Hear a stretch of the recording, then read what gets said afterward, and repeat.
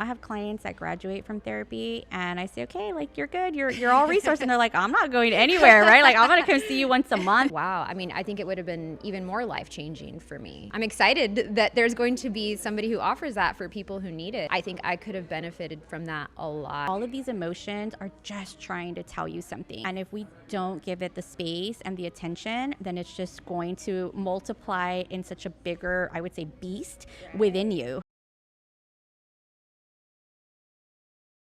EMDR therapy, what the heck is it and how can it help? Welcome to the Inner Solace Mini Series. I'm Valerie Rivera, a licensed clinical social worker and supervisor in the state of Texas. I am also the owner of Inner Solace Therapy. Today we're diving deep into personal journeys of healing and growth. We have a truly inspiring guest who will be sharing her transformative experience with a powerful therapeutic technique, eye movement desensitization and reprocessing, or EMDR for short. We'll also be discussing intensive therapy and how it could have played a pivotal role in her healing journey. So without further ado, she's an award-winning injury lawyer, entrepreneur, and fashion blogger with her own fashion line, Leah Wise. Some of you may know her as Crash Gal.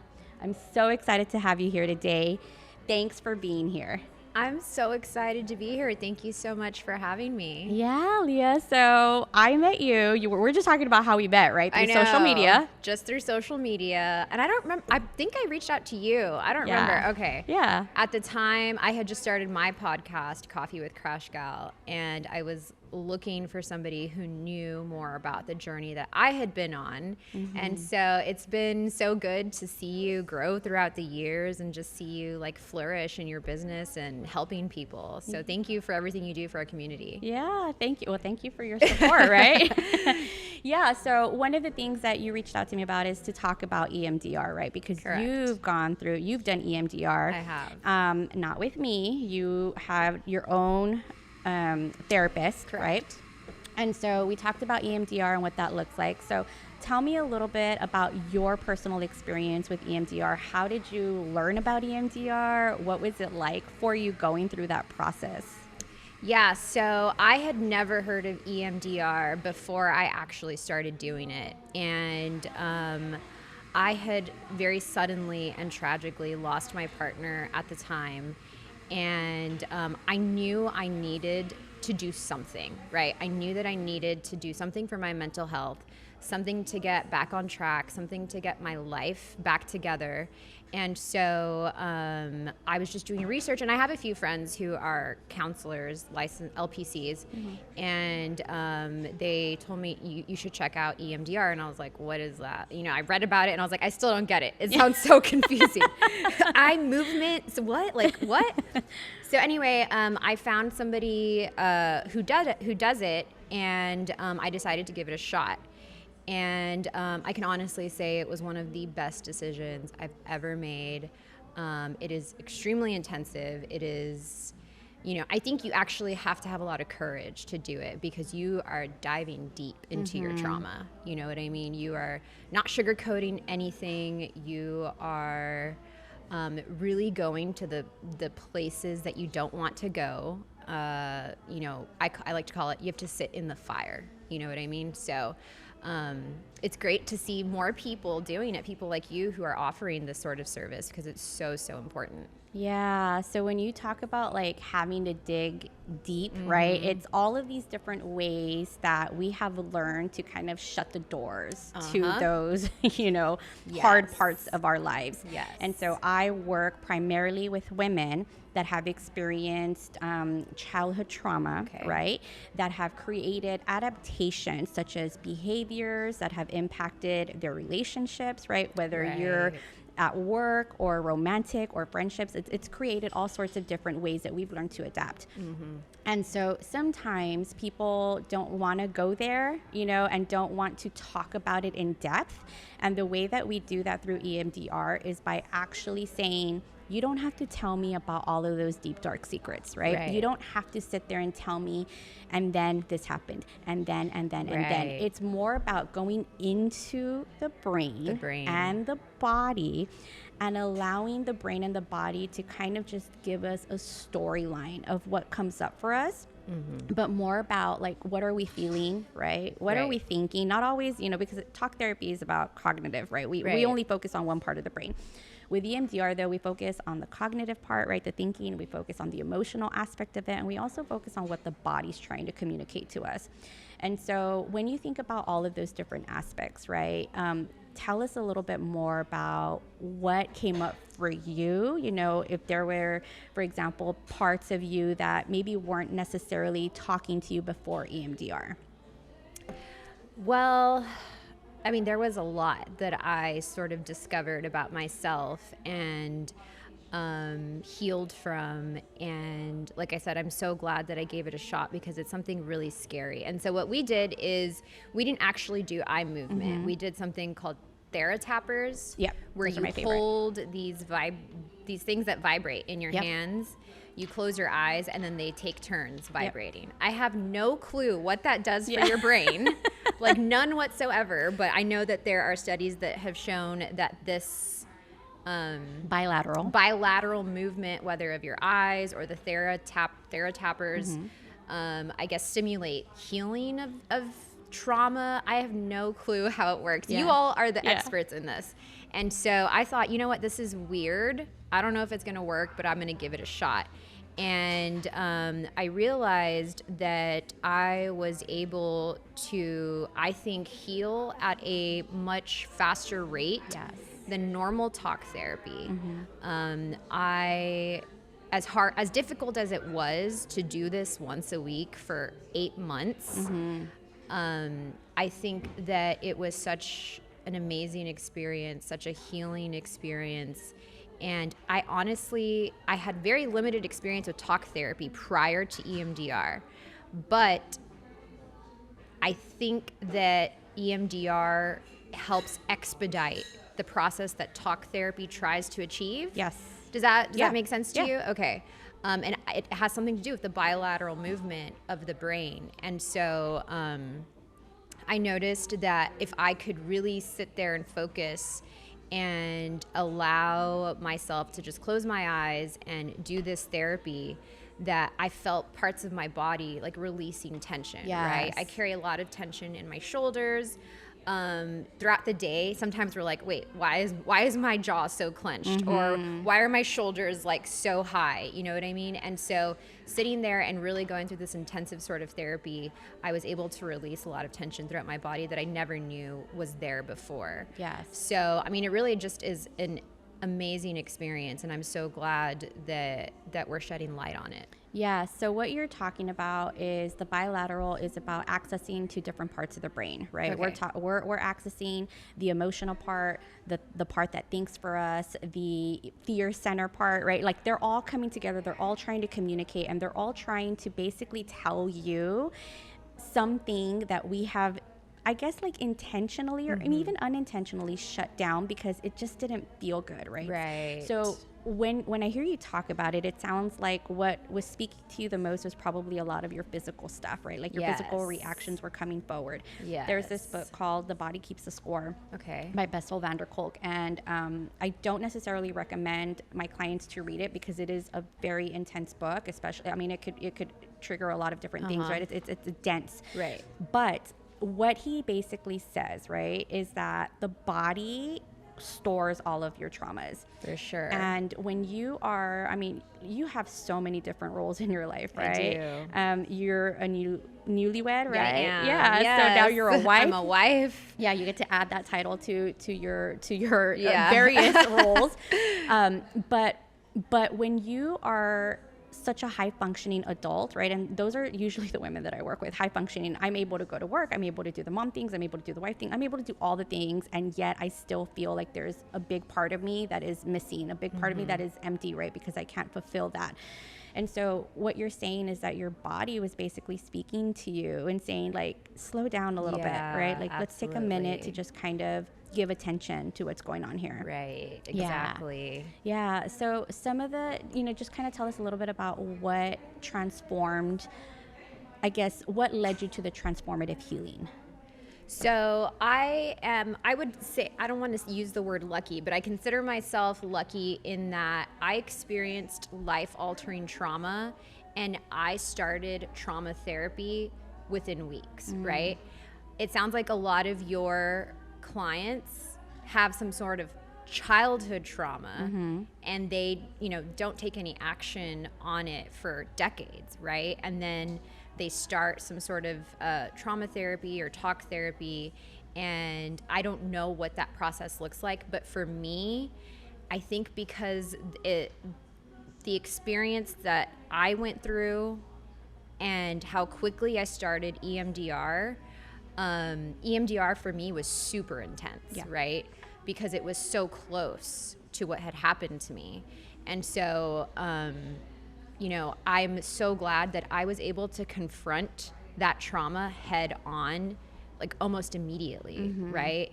And I have learned from my experience that the more that you try to avoid something, the more that you try to bury it deep inside of you, the more power it has over you. Yes. And so I always tell people, like, my transformative healing experience took a lot of courage because nobody wants to go there. Nobody wants to go back to their trauma and experience those feelings that, you know, caused them so much pain and sorrow and grief and despair.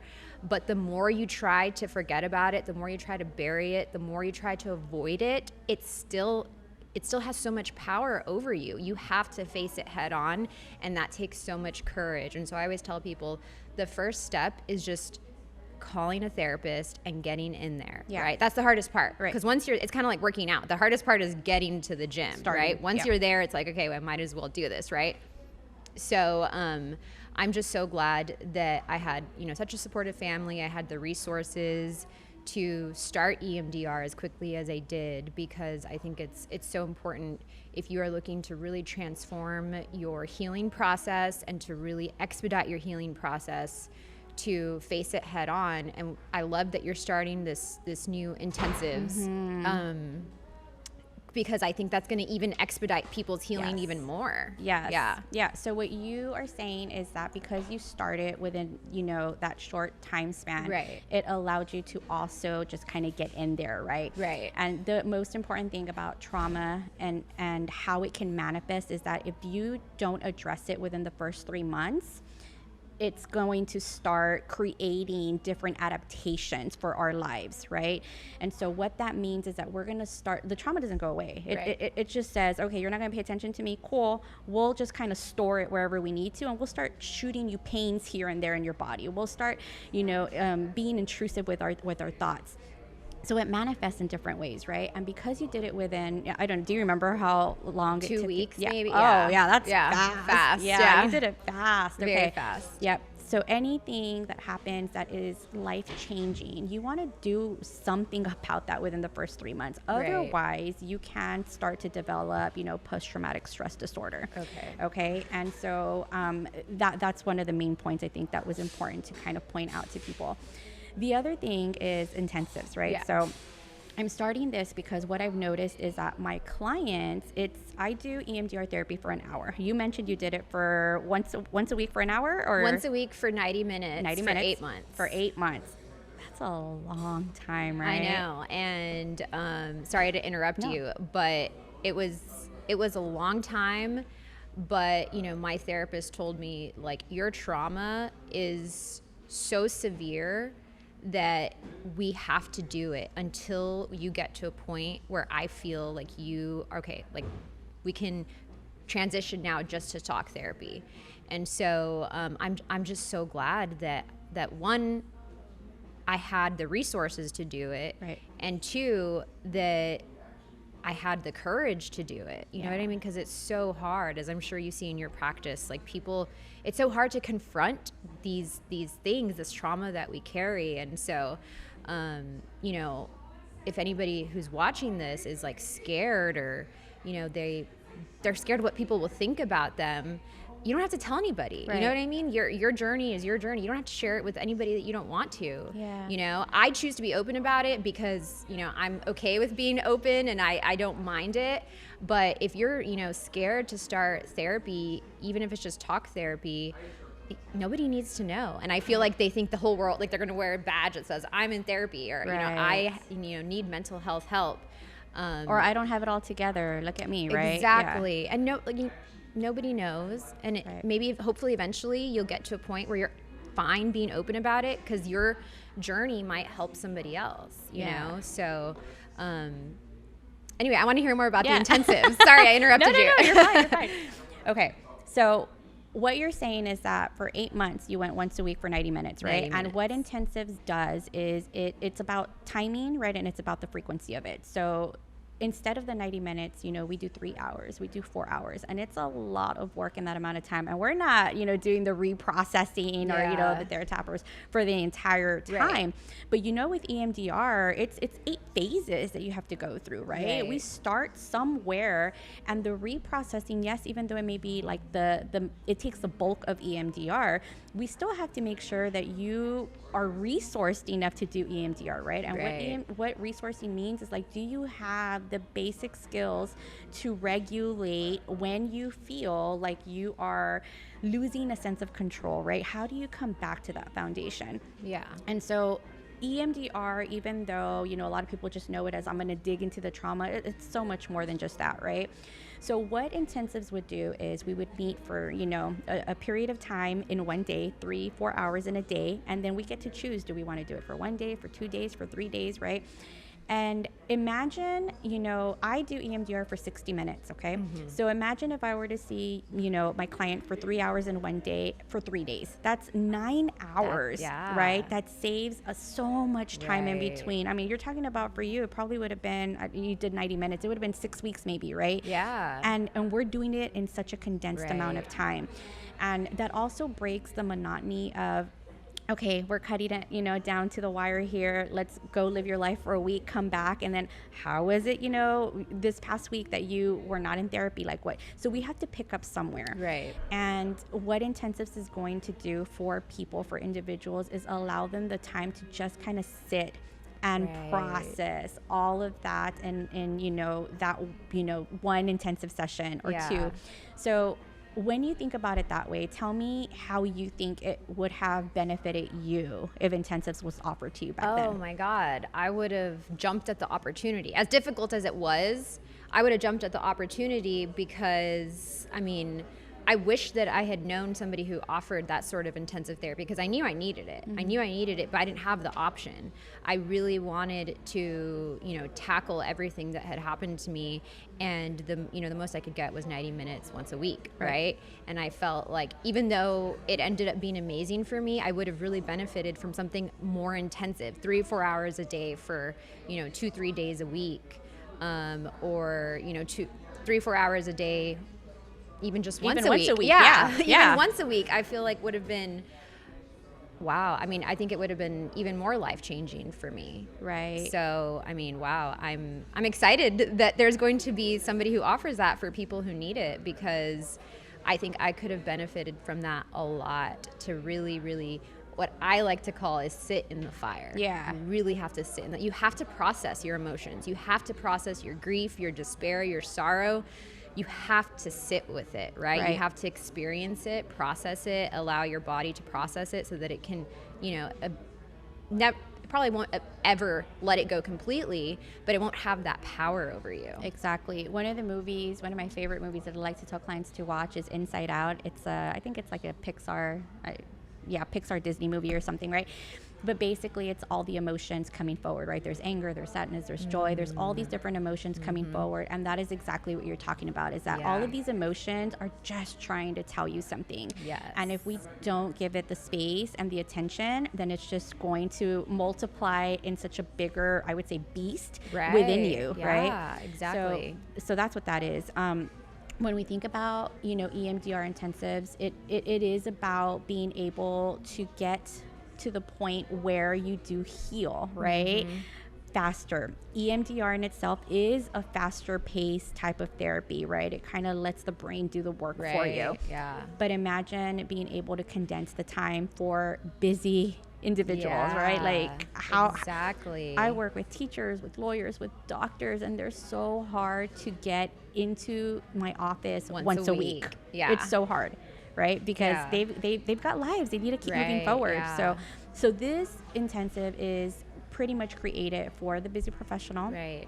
It's created for anybody that just wants to get it over and done with, right? Yeah. And it's not a quick fix. It's not. But it definitely is going to be something that you're going to be able to kind of throw yourself into and say, well, like, I'm here, I got to get it done, right? Yeah. I love the idea. I really, really love the idea of that, because for somebody who has a million things going on, it's hard to carve out time every single week to go do something. But if I can say, okay, I'm going to block off my afternoon on Friday and really, do this super important work, to me, that's a lot more doable for busy professionals. So that's amazing. Yeah, thank you. Thank you so much for sharing your story with us. Oh, yeah. And I